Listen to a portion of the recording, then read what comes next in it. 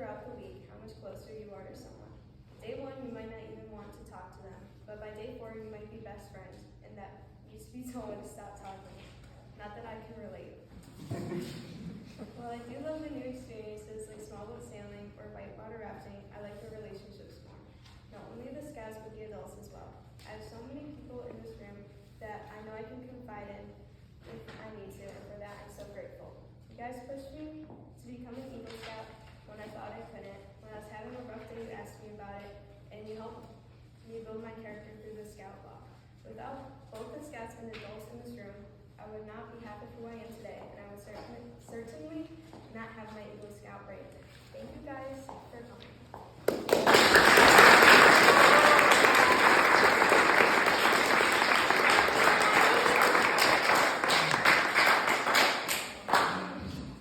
So I had this speech right here, and I thought it might just be better if I speak from my heart. So, being an Eagle Scout, well, you know, it's just, I might have eaten those. Which is why I have this. This is a Scout motto, be prepared. And besides be prepared, there's all the great skills that Scouts teaches people that I've learned that'll carry for the rest of my life.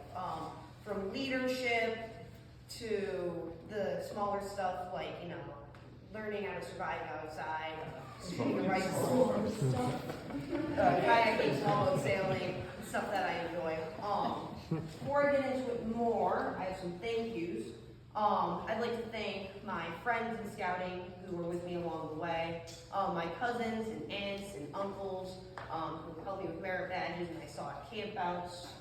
And I have this mentor pin right here for Mr. Gerhardt. Mr. Gerhardt was Scoutmaster when I came in, and I remember doing my first few Scoutmaster conferences with him and talking to him, and he's really helped me along the way. So I have my mentor pin for you.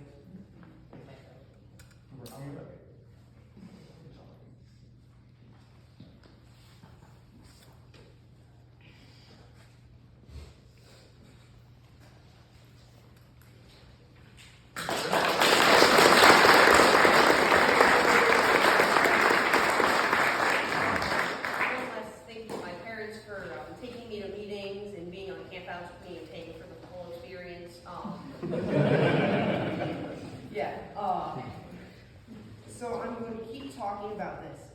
My personal experience in scouting was when I started in first grade as a Cub Scout in the Tigers, and they've added the Lions now. That was added a few years after I joined.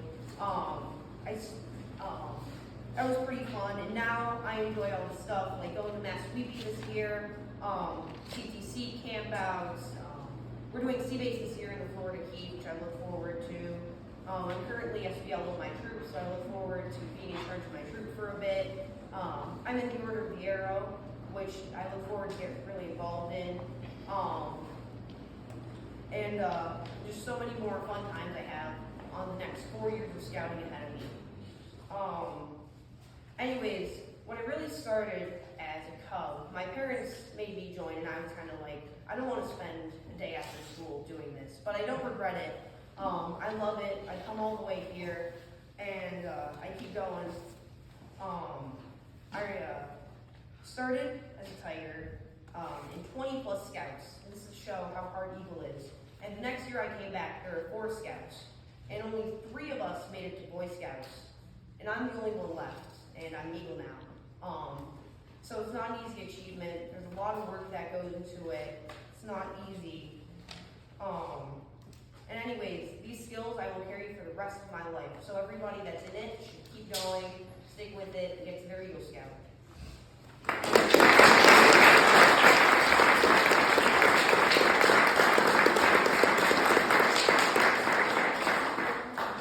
Thank you, Abby and Rory. We will now hear a Scoutmaster Minute from Rory's current Scoutmaster and Abby's assistant Scoutmaster, Mr. Albright.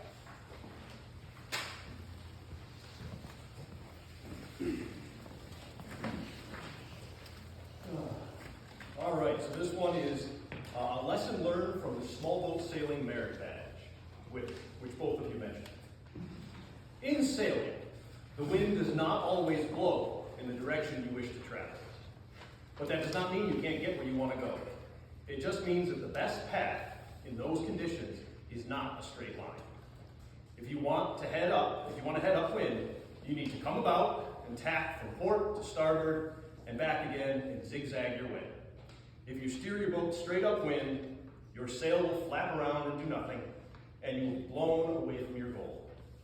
Sometimes the best path in sailing, as in life, is not the most direct path. Sometimes the best path looks like it might be moving away from your target, but that might be just what you need to do to get a better angle at it. Thank you.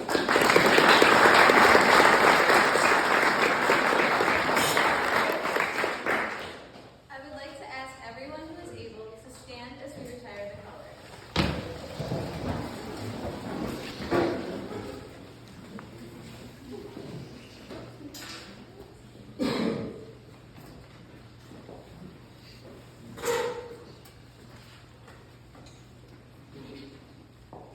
Color guard retreat. Okay.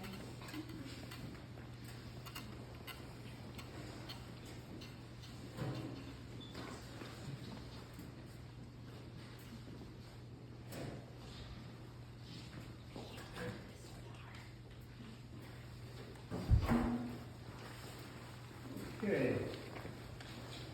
Abby and Rory, as you worked your way along the path to the Eagle, you achieved a lot of awards. Scout, lieutenant foot, first class, second class. I've got the plaques here that recognize has your name on it as well as the date you received your Eagle. And as soon as you take that life badge off, Grandma will put the Eagle badge on and we'll get the last one on. Congratulations.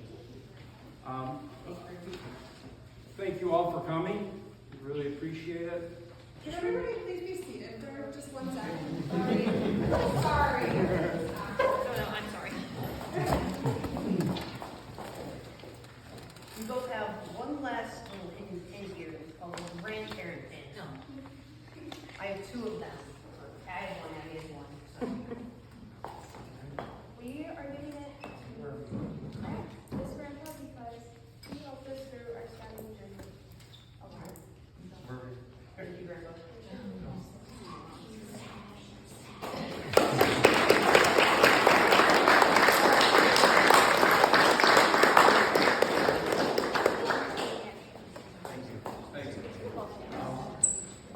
Thank you all for coming.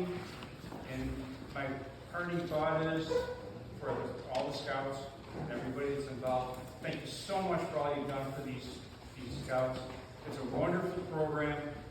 And I always tell the scouts that when you go through it, you earn all these merit badges, and maybe you're not interested in some of them, but some of them they might become hobbies later, or maybe even a career. So I think scouting is a wonderful program, and probably the best, and also teaches you love of the country, respecting the flag, because freedom is never free.